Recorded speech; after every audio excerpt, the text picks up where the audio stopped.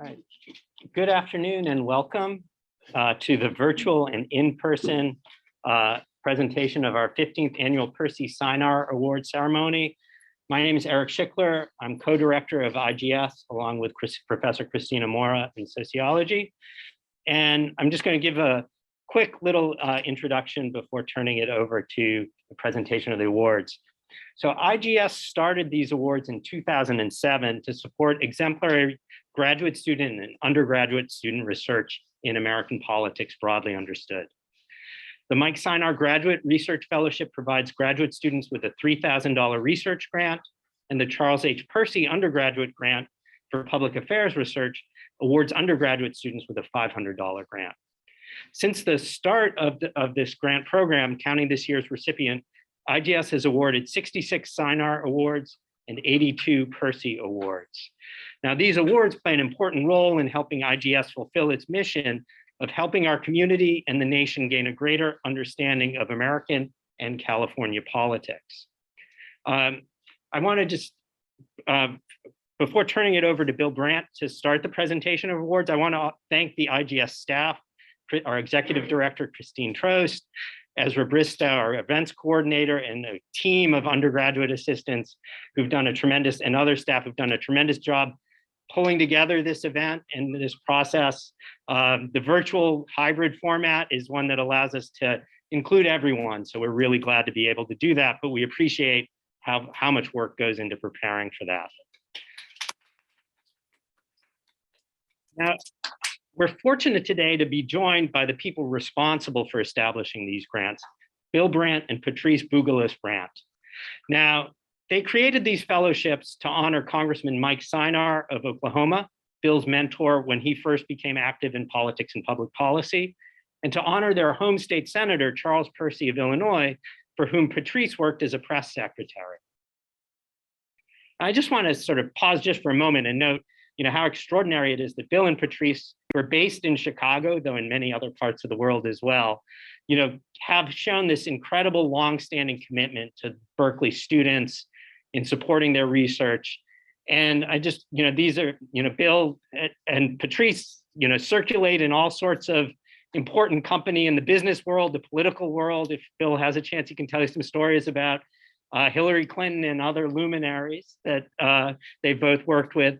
And yet every year they show this tremendous commitment to come back to Berkeley to honor the student recipients of these awards because they care so much about students, about research, and about American politics, and understand that the work that our students here do at Berkeley in helping understand the problems and challenges facing American politics is just really important to all of our future. And so it's just tremendous that they do this. And so I want to thank Bill and Patrice for their support for these grants over all these years and their steadfast support for IGS. We are deeply appreciative. With no further ado, I'm going to turn the program over to Bill.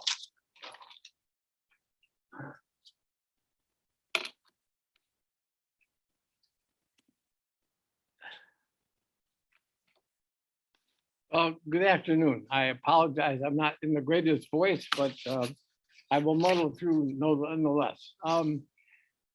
Eric is right to some extent and wrong to another extent. Mike Synar was not my mentor. Jimmy Carter was, and a few other folks. Synar and I, actually Mike would be younger than I am. We met when I was working with Hal Heflin, who was the senior senator from Alabama.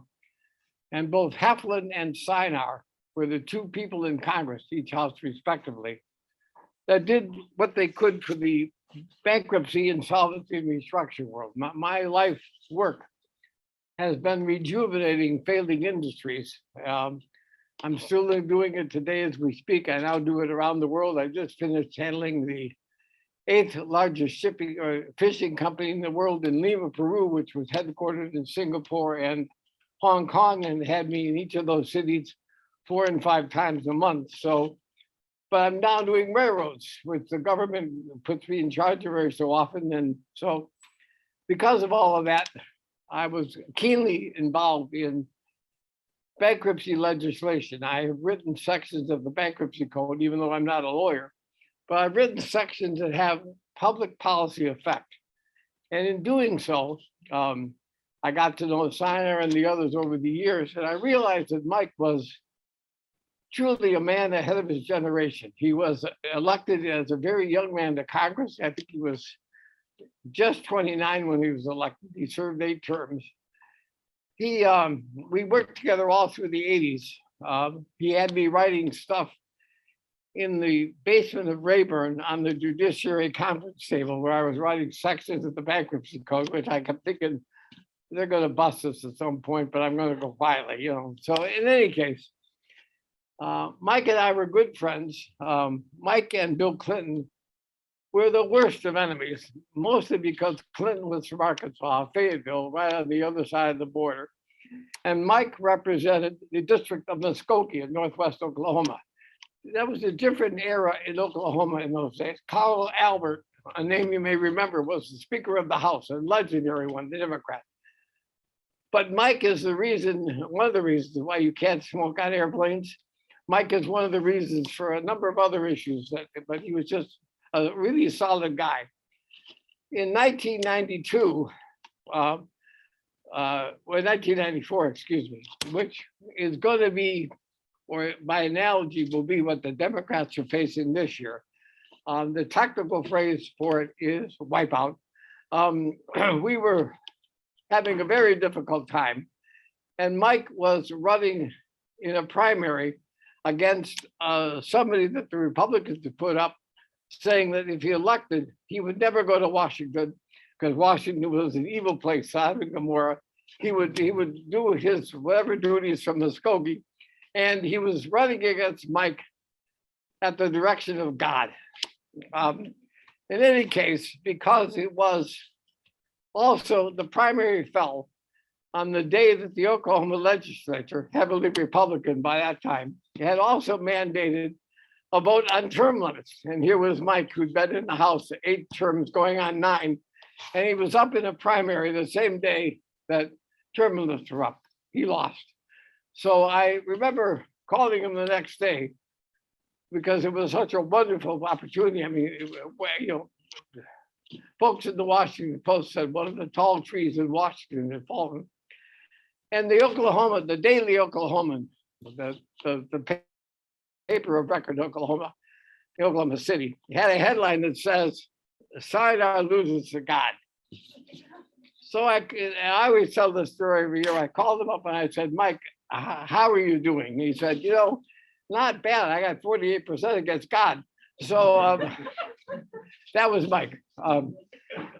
Sadly, just after that, Mike complained to me of headaches, and I allowed for him to try and stay at one of my vacation places, but the headaches didn't get any better, only to discover that he developed a rare form of brain cancer. And for the next 2 or 3 years, I, along with others, watched him die a slow death in Washington.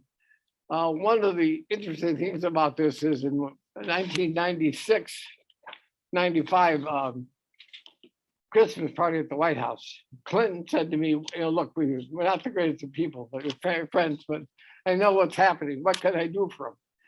And I said, "You know, Mr. Clinton, Mr. President, you can do 2 things. Send over a movie from the White House, you know, a good bottle of scotch, because some of his family members are coming up from Oklahoma.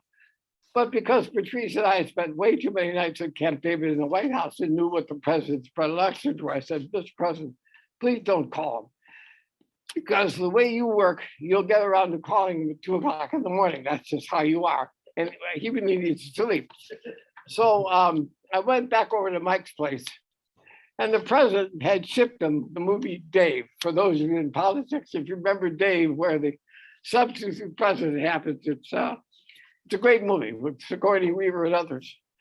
And we were watching Dave, and a bottle of scotch arrived just in time for his father, so that was great. And then about 2 a.m., the phone rang. So Mike was already in bed, but it was Bill. So, but Mike passed away, and his legacy is strong. I think he provided, in many ways, the template for future young people in Congress. Now, Mike worked across the aisle. You can't get elected as a Democrat in Oklahoma. and not know your neighbors. I don't know what Mike would make of the current environment. I have a hard time making anything of the current environment. My wife worked for a Republican senator. I admit I brought her to the dark side here pretty early on. But we need two parties, and there needs to be debate, not acrimony. And so I think both Synar and Percy stand for that. And so those are my comments about Mike. I also have a very brief comment about our winners today.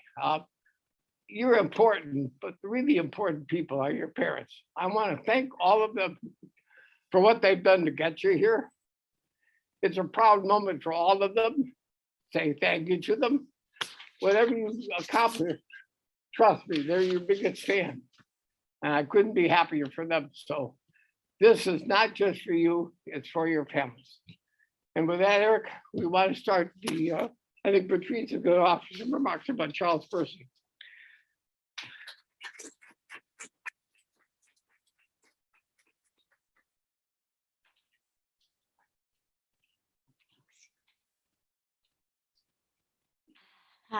This past September, the Percy staff alumni got together as they try to do, if not every year, at least every other year, this time by Zoom, to celebrate Charles Percy's birthday.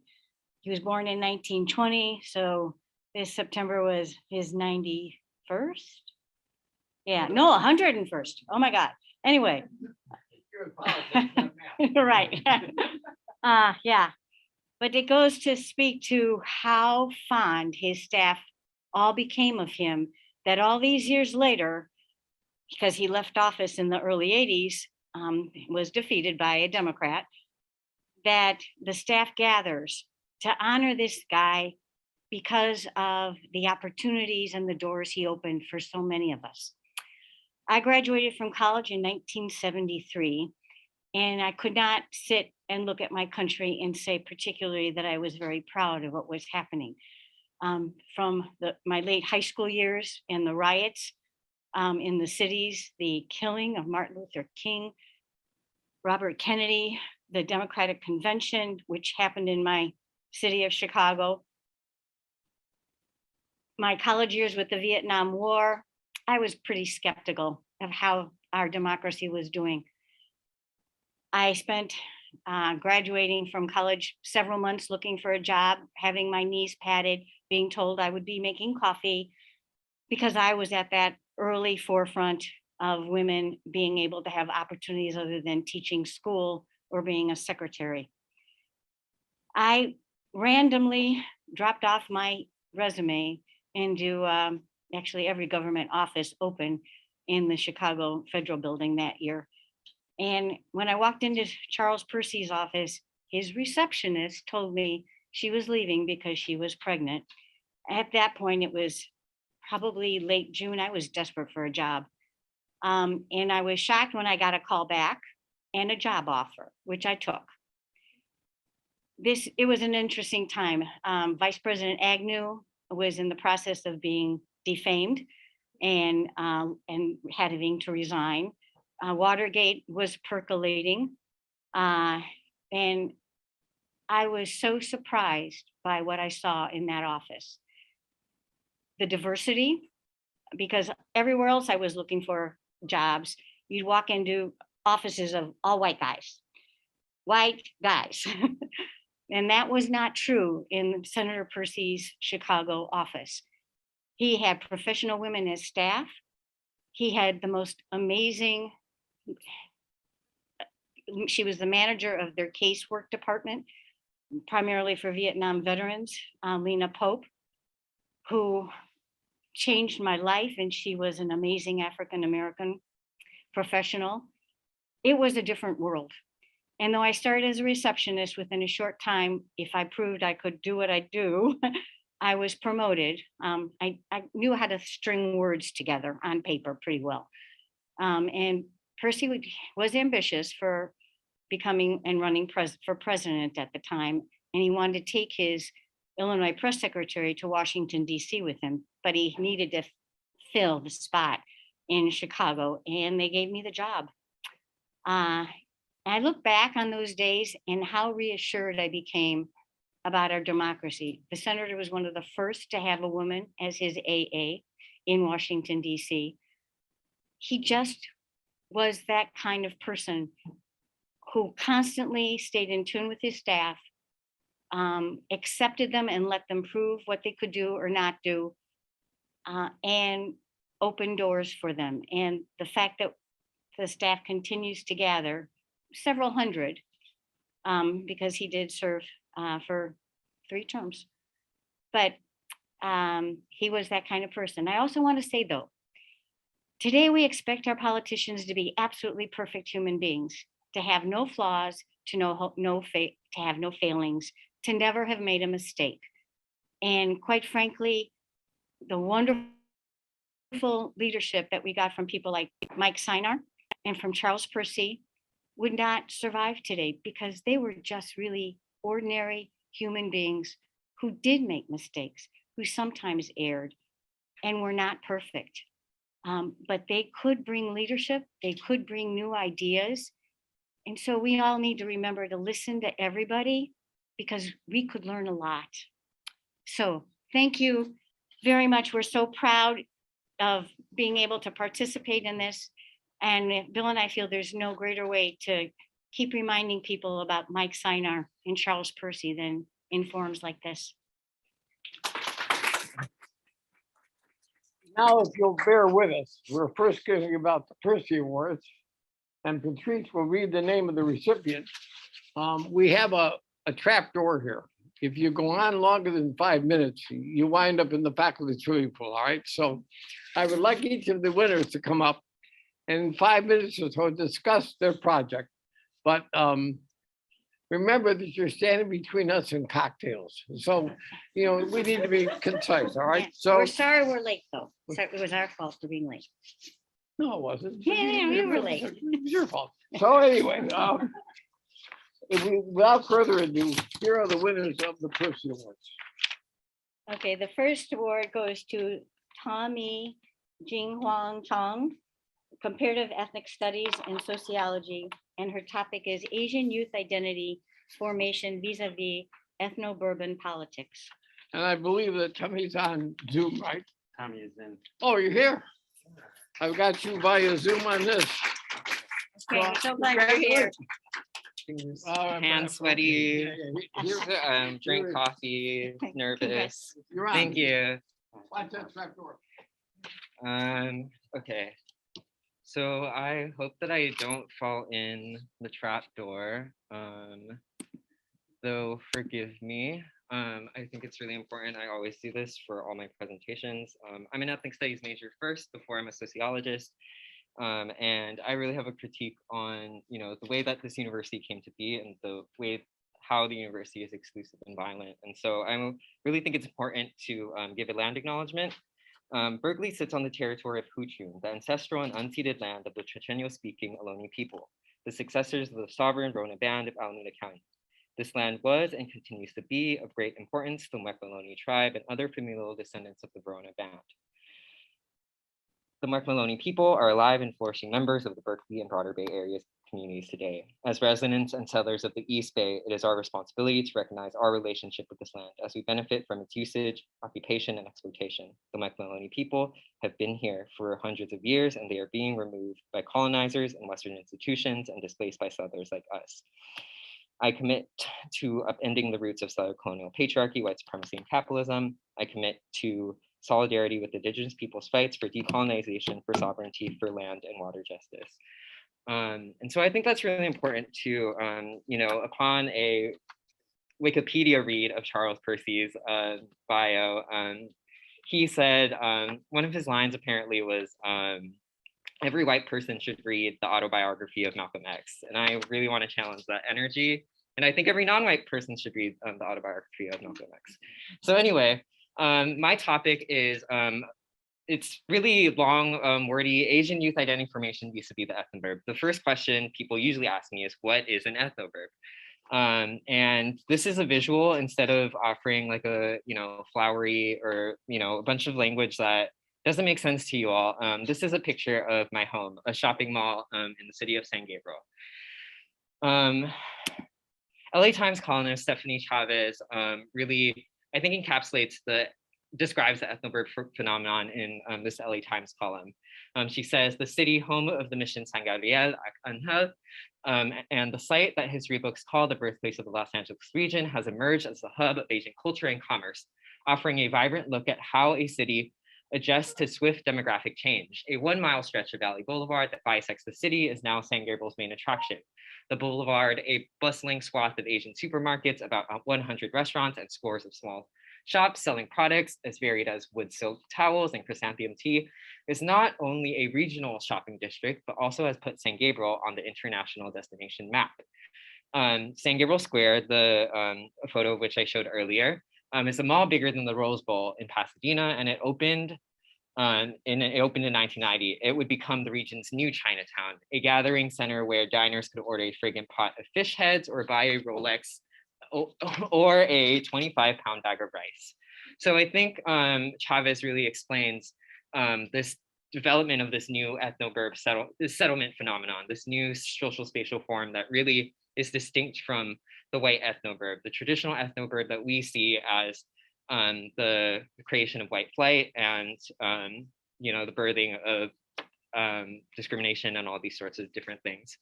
So this ethnoburb phenomenon is really unique because it's really something that is propagating across the United States, where placemakers are moving into suburbs and making a distinct cultural impact onto the built landscape. And they are creating something that's really different than the traditional white suburb and the inner city enclave or ghetto. So these ethnoburbs in these suburbs, residents of these ethnoburbs have the unique ability and the agency to exercise they have the ability to exercise political agency in order to shape their landscapes and transforming them into multicultural and transnational hubs. So these are very different from suburbs. And I come from one of these ethnoburbs, and I also know a lot of UC Berkeley students do as well. And so I thought it would be really interesting to investigate kind of how Asian youth make meaning and negotiate their identities as they navigate or leave this ethnoburb, how they view and reconcile with placemaking politics embedded into the ethnoburb, and how sites of political struggle within the ethnoburb could facilitate identity formation. So I'm going to introduce 3 guiding frameworks. One of them is from Jennifer Lee and Min Zhou. They write about Asian youth culture and identity formation. These are the people that really youth studies used to be really delinquent studies, and they used to be centered on white middle class frameworks. And Lee and Zhou really are pioneering in terms of their studies on how youth make, negotiate, create, recreate culture and ethnicity.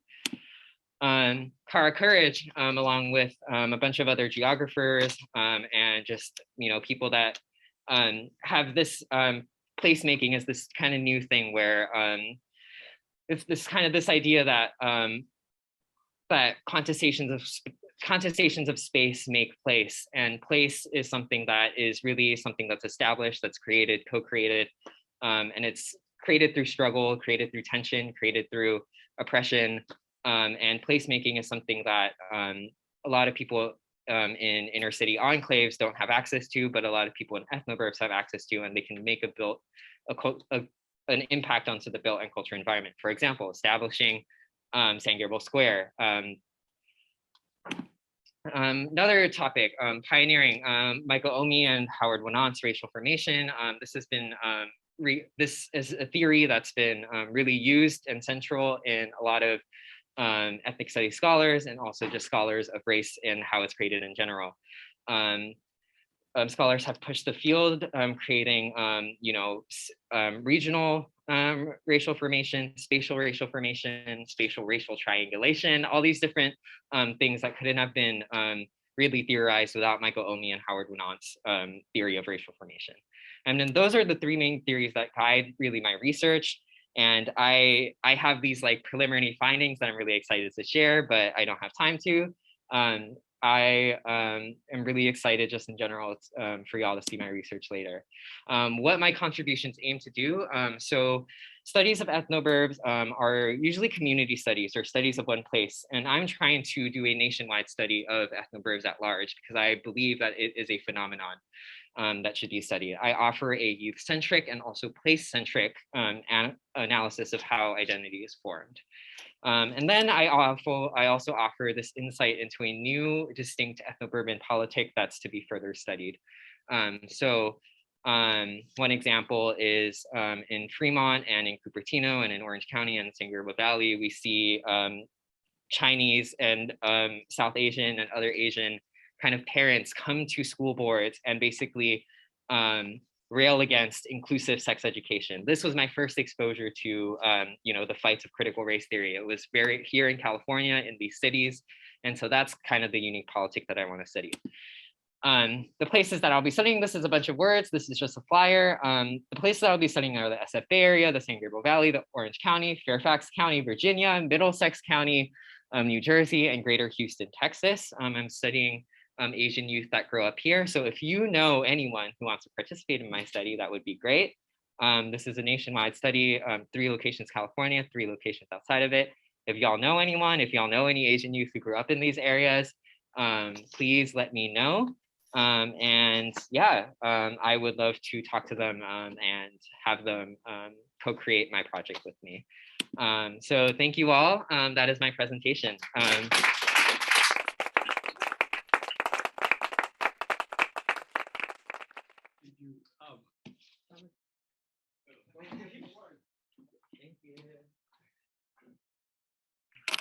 Our next recipient is Emily Ma in the Political Science Department, and her topic is public opinion on sexual assault. Now, I was Maybe told Emily's some not folks here. are on Zoom, and so I'm mixing it up. Is Emily on She's Zoom? on Zoom. Okay. Hi, I'm on Zoom. Can you hear me? Showtime. Hi, can everyone Yes, hear we me? can hear you. Okay, We're great. gonna Sounds turn you good. up. I'm sharing the Okay. screen. Can we all see the screen? Emily, can you Okay, say great. hi? Yes, we can hear you. Hi, can everyone hear me? And we can see your Awesome. screen. Perfect. Okay. Awesome. So, hi everyone. Yes, we I can hope hear you're all you. doing well. And today I'll be presenting about I'm sharing the screen, which is about the public opinion Can we all of sexual see? assault. And so, to begin with, why is this research Yes, we can important? hear you. So, sexual assault And we is can the see your most screen. underreported crime. Around Perfect. 65% of sexual assaults aren't reported to the police. So, hi And everyone. very narrow I hope you're all definitions of doing rape well. affect And today I'll prosecution be and presenting cultural about my norms honors because this topic, diminishes which is faith about the in our public criminal opinion justice of system. sexual assault. And on top of this, victims often And face so to begin backlash with, like why is victim this blaming research and gaslighting in research their important? personal lives. So And sexual this then assault is results the in most disconnect in underreported most crime. victims' minds Around when they are 65% able of to sexual fully assaults categorize aren't what reported happened to to the them. police. And this, of And course, very narrow impacts reporting definitions levels of as rape well. affect prosecution And finally, and cultural most norms victims because are this people who lack diminishes faith hierarchical in our social criminal powers, justice such as system. women. And on top of this, victims often face backlash like victim And blaming and as for why gaslighting in public their opinion personal matters lives. for this And topic, this then results public in opinion disconnect tells in most politicians victims' what their voters minds want. It when they guides aren't public able to fully policies, categorize what happened to statutes, them. it And then influences this, of course, education impacts and more. reporting levels as And as well. most people view the And government finally, as like the most giver victims are of people who protection lack and justice, the way hierarchical that social laws are powers, phrased, such as women, and what people believe are highly correlated. And all of this influences the And experience as that for why victims public have opinion and matters the for this resources that topic, they're provided. public opinion tells And so now politicians what I'd their like voters to want. It talk guides really public quickly about policies, my government research statutes, design. it influences And so for my education and research, more. I'm seeking to And as analyze most the people view the correlation between government someone's as like the identity giver and their of perception protection and and beliefs justice, the way regarding that different laws are types of phrased, sexual assault. and what people In believe particular, are I'm highly studying correlated. age, And all of race, this influences the socioeconomic experience status, that and victims have personship. and the And resources so that I they're ran my provided. survey through the online And tool so called now Reconsidered I'd like to Marketplace. talk And really my quickly survey about was in my 2 parts. research The first part design. had different And so scenarios. for my research, I'm Respondents seeking to providing analyze the answers on correlation related between scales, someone's like rating it like identity 1 and to their 7 perception if and they beliefs agree with regarding statements different types afterwards. of sexual And the assault. second part In was particular, true I'm or false studying questions regarding age, race, stereotypes and myths, socioeconomic status, and in and total, I personship. received around 1,000 And so I ran my respondents, which survey might through the vary online based on tool called Reconsidered Marketplace. marketplace. And the And my races survey I'm was in focusing 2 on parts. The are first right part and had age. different scenarios. And so as With for my respondents analysis, providing I answers will on be Likert running both scales, like bivariate rating it and like 1 to multivariate 7 if analysis they agree through with things like statements love afterwards, regression, and the ordinal second logistic part regression was models, true false and questions chi-square regarding and stereotypes t-tests. and myths. And in total, I received around 1,000 respondents, which I varied based on reconsideration. And the races that I'm focusing on, 5 words on here. So I'll start with like women and bravery. So as for my analysis, I will be running it on my computer. It's called Great Women. And every week I've been adding something new to it, like a couple ones who inspired me the most are Cecilia Payne-Gaposchkin and John. And so I want to talk about what stands out to me most about these women that I read about and learn about is their bravery. Like 5 words on here. So I'll start with like women and bravery. So personally, I have this document on my computer. It's called and with everything I do, and every week I've been adding something new to it, like a couple of the ones. And so when I do this research, it's not just Cecilia Payne-Gaposchkin and John. And so for self-discipline. And so what stands out to me most about these women that I read about and learn about is their bravery here. And my journey to writing this senior thesis started years ago when I was learning to develop self-discipline. And with everything I do, I want above all, I really learned to believe in myself. And so when I do this research, it's not just for myself, it's for all is what drove me the most. And so for self-discipline, like also as for perseverance, I want to talk about this because it's also been a huge part of my thesis experience. Years ago, when I was first accepted into the honors program, self-discipline, it was a conditional acceptance, and above all, I really learned to believe in myself, and that funding, it was going to be impossible for me to follow the plan I developed. And so I had a pretty wild fall semester. And so as for perseverance, I want to talk about this because very, very long. It's also been a huge part of my thesis experience. When I was first accepted into the honors program, and so I went through conditional acceptance because unless I got over like 2 months until I got an adequate funding, and it was going to be impossible for me to follow the plan funding. But of course, so I had a pretty wild fall semester. And so when I found out that I was like the IRB application, it was like the final very, very long meeting with like PhD candidates. And obviously there's guidance, puzzles, seeing what they had done in the past. And so I went through 3 rounds of revision, but it gave me so much hope over the course of like 2 months until I got approved. And it was also I'm already seeing really interesting funding, but of course it's all worth it. And I haven't been able to. And so when I found out that I was awarded because it was like the final little piece to my puzzle of fall semester. It's looking really promising, and I'm very excited to share my findings when I go back senior. And it gave me so much hope and a better world for future generations has done for me. So we're all and I'm already seeing really loved ones, you know, someone's daughter, son, best friend, mother, and I haven't been able to. And anybody can yet because I only just finished writing the survey. And so when I think about how in the future I want to have kids really promising, and I'm very excited to share. Sometimes it brings me some fear, which I feel like and as we all have people we love, a better world, we can all empathize with the feeling of just always worrying about each of us as someone's loved one, you know, someone's as much as we want to protect them, they need their freedom, and anybody can be. We can't hold on to them forever. And sadly, we still live in a world where I want to have kids my own, free, and victims don't find the support they need. Sometimes it brings me some fear, which I feel like since we all have people we love, we can all empathize with the feeling of just always worrying about, you know, our kids and love them. Of course, as much as we want to protect them, they need their freedom, but there's lots of work we can't hold on to them forever. And I really look forward to. And sadly, we still live in a world where often perpetrators walk free and victims don't find the support they need. Of course, wanted to end by thanking everyone in attendance for better the world. Thank you to my own kids, but all our kids. And thank you to the wonderful people who made this all happen. Of course, our society has already come a long way already, but there's lots of work to be done. And I really look forward to being part of this change. And don't forget to pick up your award. Come by IGS and get your award. Okay, sounds good. I'll be in contact. Thank you so much. Our next recipient is Anjika Pai, environmental studies, and her thesis is Beyond Legal Standing, Using Rights of Nature as a Tool for Indigenous Sovereignty. Anjika, congratulations. Congratulations.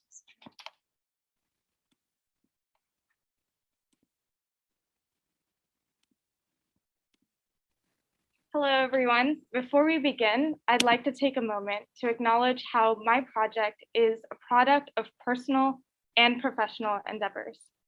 My parents and my family are Konkani, which means that they come from an ethno-linguistic community in the Konkan region of India. They immigrated here to the United States, where they raised me on Lenni Lenape land in Bucks County, Pennsylvania, where they taught me to value Indian and Hindu customs while maintaining a respect for America's founding ideals. I thus primarily identify as first-generation Indian American. Since then, I have traveled here to Chochenyo Ohlone land to study at UC Berkeley for the past few years.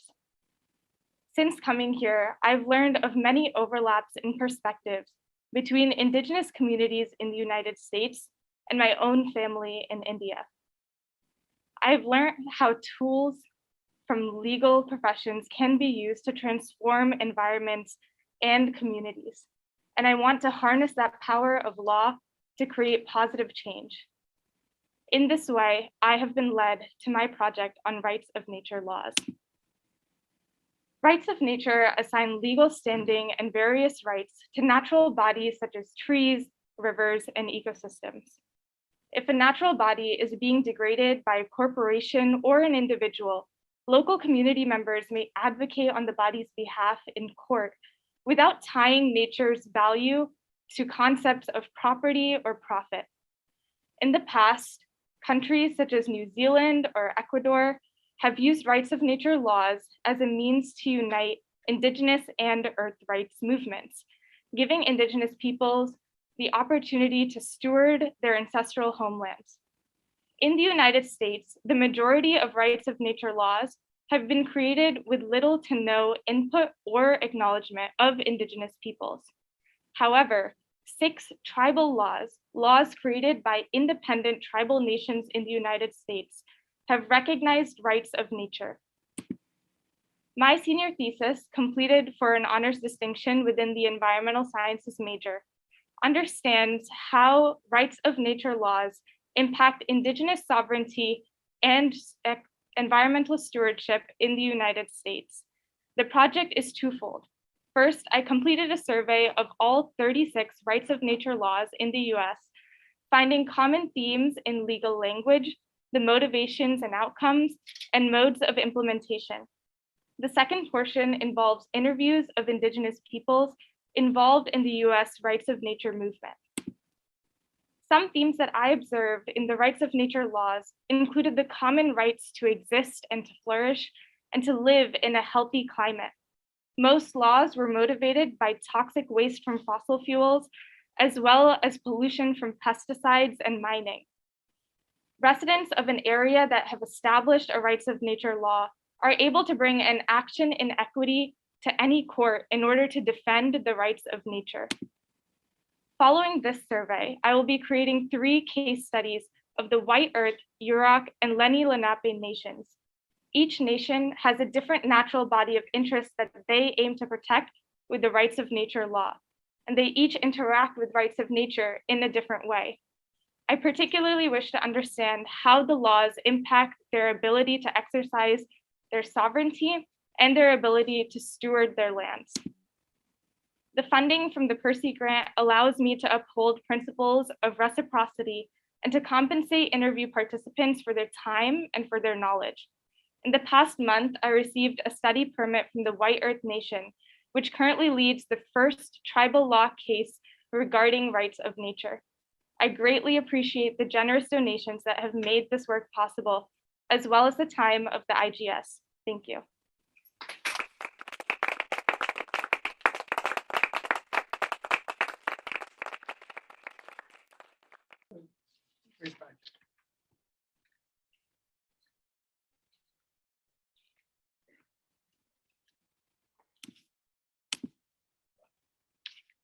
Our last recipient of the Percy Awards, Juliet Margaret Tafoya, Legal Studies. Her thesis is Amazon's and Big Tech's Influence on Privacy Legislation.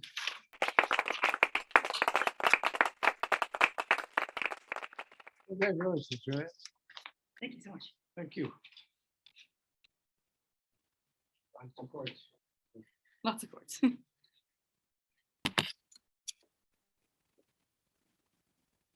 Good afternoon, everyone. My name is Juliet Tafoya. I am a legal studies student here at the University of California, Berkeley, and I am proud to present to you my research in the area of big tech and privacy legislation.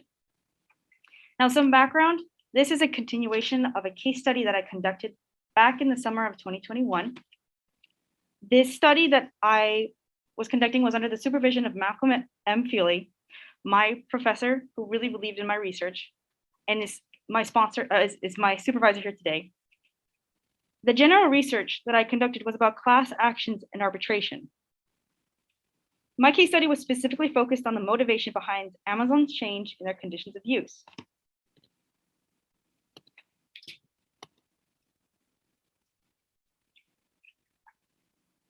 In their dispute clause, there were 2 paragraphs which listed a binding arbitration agreement between the consumer and the big tech company. But now it reads 3 lines. Any dispute or claim relating in any way to your use of any Amazon service will be adjudicated in the state or federal courts in King County, Washington, and you consent to exclusive jurisdiction and venue in these courts. You waive your right to a jury trial. Now, multiple outlets had reported on the change. However, these outlets did not report on the amount of money Amazon saved from this 3-line change. And so here are a few articles that reported on the change. Amazon faced about 75,000 arbitration demands. And once they received that number of claims, they were like, you know what?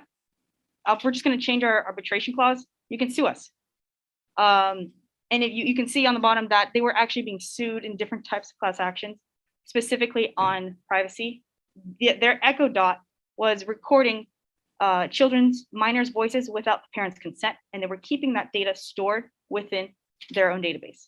And they were not giving out that personal data to the parents. My findings. After interviewing an Amazon class action attorney who did not provide me with any kind of information that his client had discussed with him due to attorney-client privilege, he did help me figure out the arbitration table. On your left, you see the American Arbitration Association cost of fees. When you total everything up on 2 separate ranges, multiplied by the 75,000 individual claims filed in arbitration, you can see that Amazon saved from that 3-line change over of $250 million.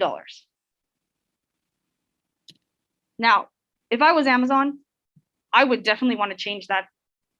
I would definitely want to change my terms of service and basically allow people to sue me in court, because having about 3 to 4 class actions and just hiring attorney's fees ranges about $7 to $15 million. And I save a heck of a lot of money. Now, at the end of my research, I discovered that there was also a possible political motive that Amazon may have also taken. If you notice, in their 3-line change, any dispute or claim will be adjudicated in the state or federal courts in King County, Washington, and you consent to these exclusive jurisdictions. What does that mean? Well, Amazon's headquarters is in Washington state. It's right next to King County, Washington. Moreover, 2 months prior, before they changed their terms of service, they were pushing and supporting for the Washington State Privacy Act. That act is a business-centric privacy act that would support big tech corporations in Washington state and make consumer privacy protections weak.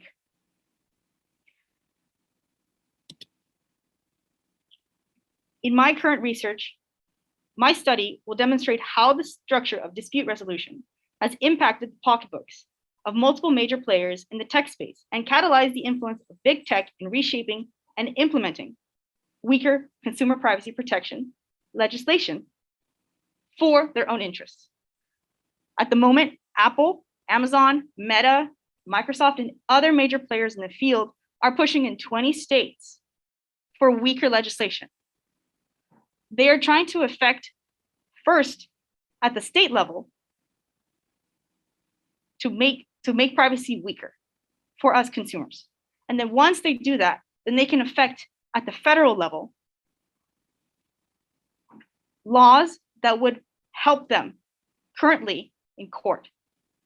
Because once laws are passed, and if you are currently in state court against business, and you have state laws that are towards your favor, the ruling is going to go towards the company.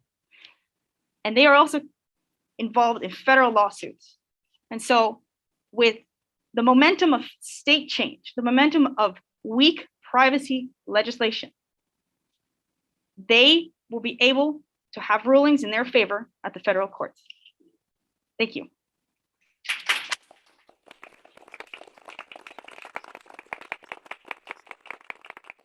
Congratulations again. Thank you. Thank you. I appreciate it.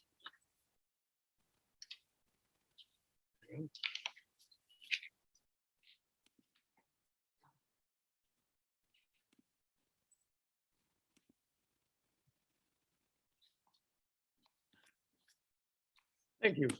Now we move to the presentation of the Synar Awards.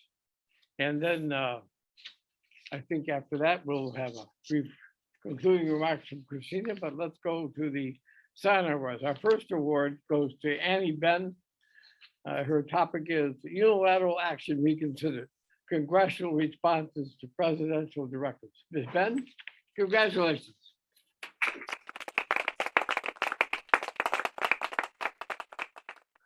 All right, thank you. Thanks for the generous award and thank you for the opportunity to share my research with you today. So I'm Benn. I'm a PhD candidate in the political science department. My research focuses on American political institutions, in particular the executive branch, so the presidency and the bureaucracy. And for my dissertation project, I focus on unilateral action. And in particular, I consider the bureaucratic and administrative components that are sort of behind unilateral actions and what can we learn about presidential power from considering those administrative politics.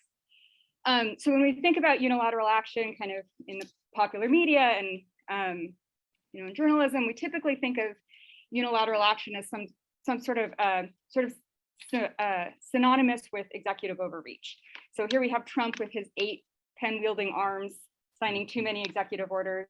But it's not a partisan issue. Here's Obama steamrolling Congress with his executive orders. Joe Biden getting writer's cramp from all of the executive orders he's signing. So we have this sort of popular impression that executive orders are not only being used too frequently, but also that they're somehow maybe illegitimate from a separation of powers perspective. But if you look closer at what executive orders are actually doing, so Werber, for example, found that many, if not most, executive orders aren't actually moving policy. So he found a significant number are symbolic, which are things like an executive order to change the color on the background of the presidential seal. Many of them are routine administrative matters. So these can be things like Congress asking the president to do something and him executing an executive order that just does it. So it's hard to see for those executive orders sort of where the separation of powers issue is. But there are these significant numbers of policy-related executive orders. And so what can we learn about executive power from looking at those? Increasingly, political scientists are realizing that executive orders come out of the bureaucracy and involve the bureaucracy both on the front end and the back end. There's an administrative politics to unilateral action.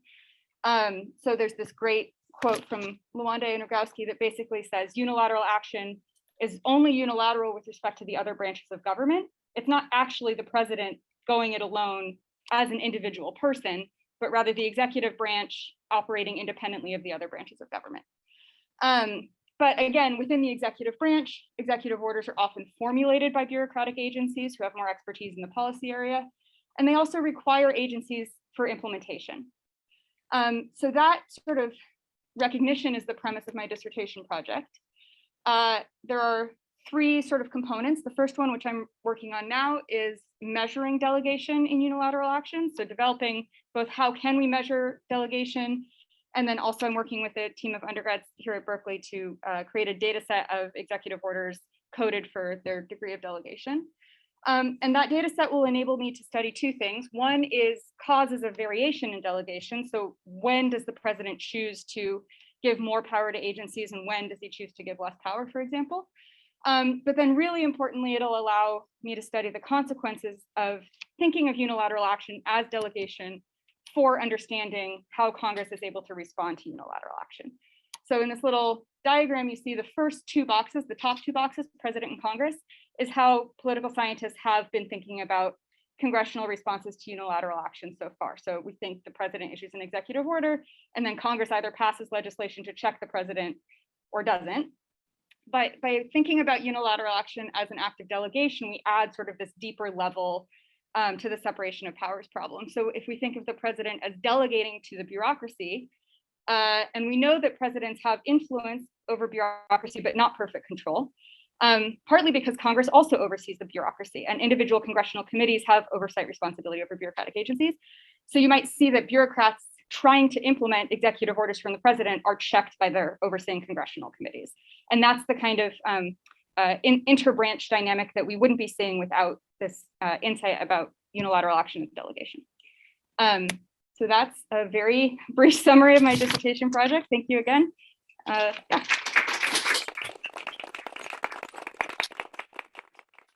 Thank you very much, Annie.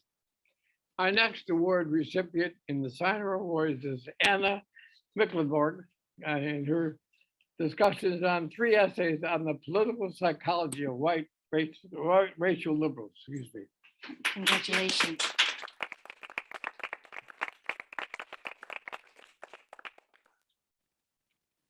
Great, good afternoon. I want to start by thanking the Fellowship Committee and the Grant family for funding this fellowship, as well as the staff at IGS, particularly Ezra, for putting this event on today.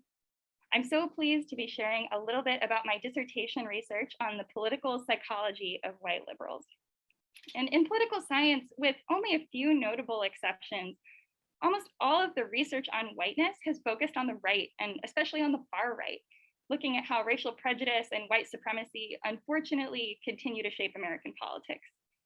But by paying attention only to how whiteness informs political and racial conservatism, we would miss an interesting recent development. Namely, that something very unusual is going on with white Democrats. Scholars have observed that this group has recently become much more liberal on issues including immigration, attitudes towards diversity and affirmative action, to such an extent that when we ask about how warmly they feel towards Black versus white Americans, many, actually on average, white Democrats are warmer towards Black Americans than towards their own racial group. And that's something that's pretty unprecedented using those measures. In work with another grad student in my department, Anna Weisman, I've already found that this shift translates into politics as well. So without getting into too much of the math on this plot, I want you to focus on the Black triangles and the Black lines coming out from them. And what this plot shows is the relative approval ratings of members of Congress among white Democratic constituents when that person is a person of color or a white representative. And when those lines show up below the dashed line, it means that white members of Congress are receiving higher approval ratings on average, holding a bunch of other characteristics like partisanship and ideology constant. And you can see that in 2008 and 2010, white Democrats actually approved more highly of their member of Congress when that person was white. But moving forward into 2018 and 2020, white Democrats have come to approve more highly of representatives of color. And in 2020, it was actually a 7 percentage point difference.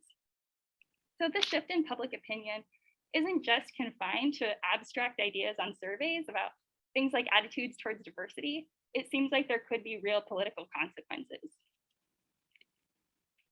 So my dissertation is dedicated to unpacking this issue and getting at more of the causes and the consequences of this shift, asking what kind of work is whiteness doing on the liberal side of the political spectrum? And I want to go through how each of my 3 essays is going to do that. So first, I'm currently working with some really wonderful undergrads in the poli-sci department to analyze how white and Black survey participants think and talk about their racial identities. For a long time, scholars have just adapted questions to measure Black identity to measure white identity. But asking a white person, how much do you think that white Americans in this country have to be proud of, just hits a little bit different than asking about Black pride. And we can't really study what we can't measure. So my hope is that getting insight into what actually goes through people's minds when they answer these questions will help us to better capture how white liberals in particular are thinking about their race. Second, I'm synthesizing insights from both the political psychology and poli-sci literatures to explore the role of emotions like white guilt, white shame, and moral outrage about racism, and see how those emotions motivate both policy attitudes and engagement or even disengagement from politics. And finally, I'm building on the findings that I showed in my last slide to figure out what the reasons are for this shift that we see. Recently, I presented this paper at a conference, and our discussant called it a kumbaya story. Lots of people assume that white Democrats really have become more woke, and they're doing this because it's just the right thing to do. That could be the case, and I want to explore that, but it could also be a strategic move as the Democratic Party becomes more diverse. They might think that Black candidates have a better chance of winning. It could also be a response to white guilt and assuaging those negative feelings. And at the end of the day, my hope is that these 3 projects together will help us understand the stumbling blocks that remain to pursuing racial equity, even on the progressive side of things, but also to understand what's going right and how activists and politicians can continue to capitalize on this shift and push it further. Thank you.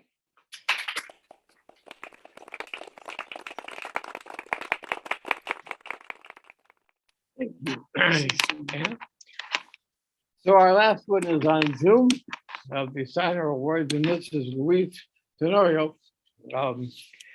And he is discussing making the transition. Comparative analysis of formerly undocumented, now legal and permanent resident Latinos. So I think, Luis, are you on? Yep. There we are. Don't forget to pick up your award. So your show. Thank you.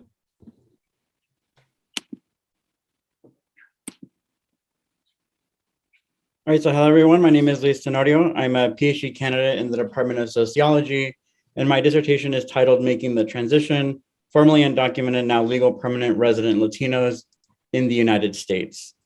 And so the field of sociology, as well as other social science disciplines over the last couple of decades, have done a lot of research unpacking the undocumented experience. And this really falls into two veins. The first is outlining the economic drawbacks that come with undocumented status, impacting things from educational attainment, salary and wages, all the way down to even neighborhood quality and whether or not someone owns the home that they live in.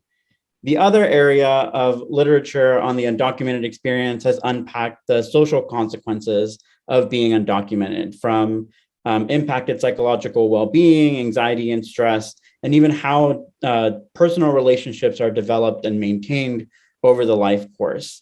And so with these two veins of literature, the question stands of, does the provision or obtaining legal status operate as a cure-all, or does it change some of these impacts? The two veins that I highlighted in particular, the economic drawbacks and the social impacts, both may have significant bearing on life outcomes, in particular socioeconomic mobility.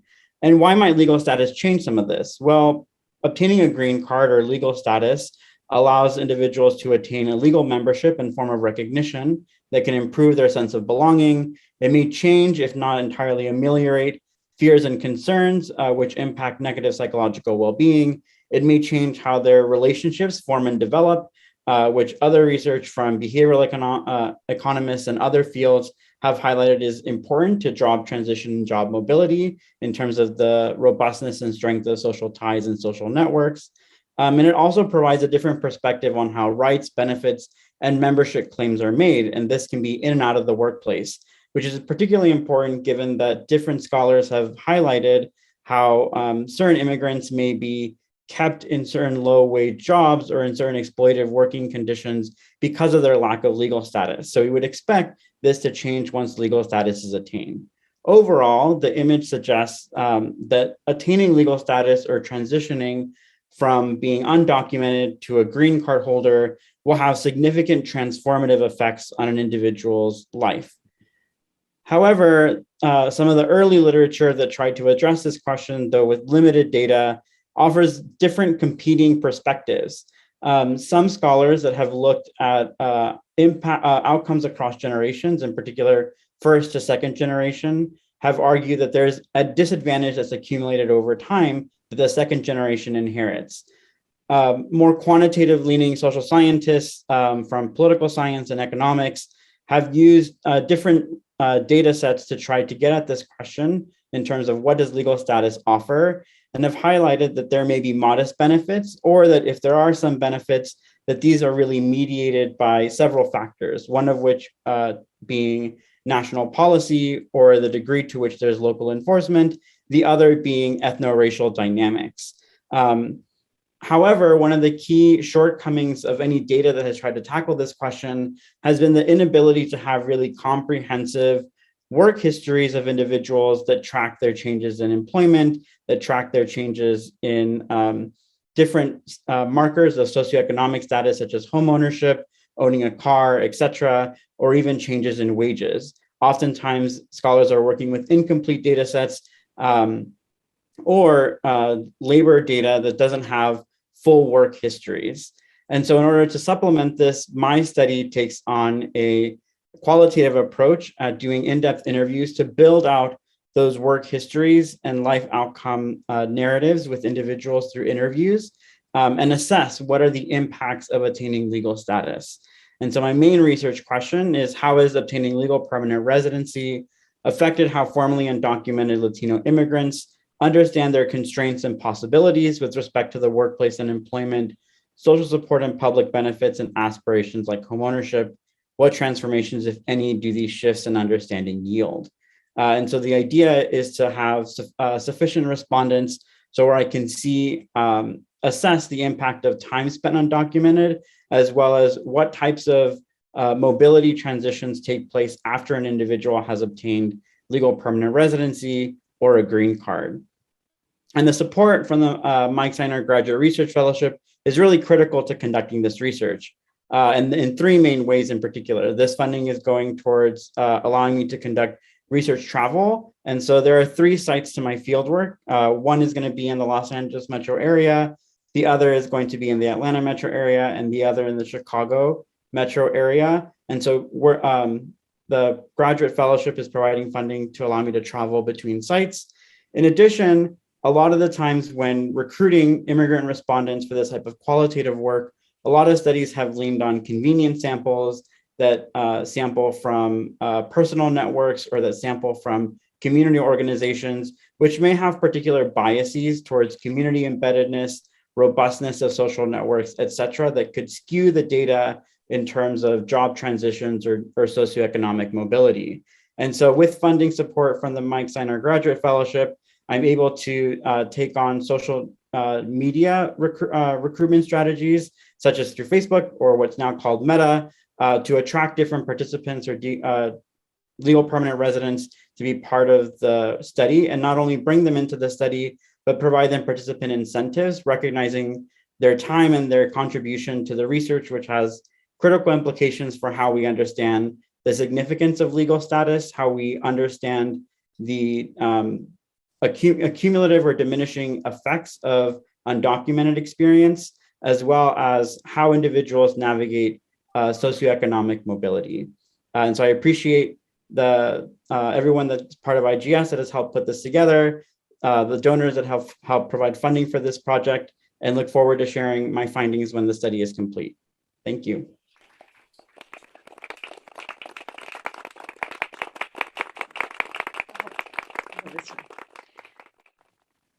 So thank you. That was fantastic. Thank you, everybody. My name is Cristina Mora. I am, along with Eric, the co-director of IGS. I'm also associate professor of sociology.